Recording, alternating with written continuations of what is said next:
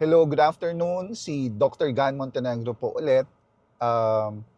Sagot tayo ng may nakikita kasi ako sa isa sa mga chat group na iyang tanong na interesting.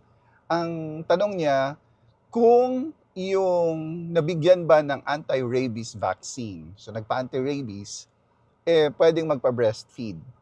So, anti-rabies is katulad yan ng kahit na anong bakuna na hindi makakaapekto sa pagpapasuso ng anak.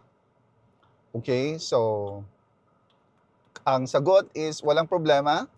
Pwedeng magpa-breastfeed ang nabigyan ng anti-rabies vaccines.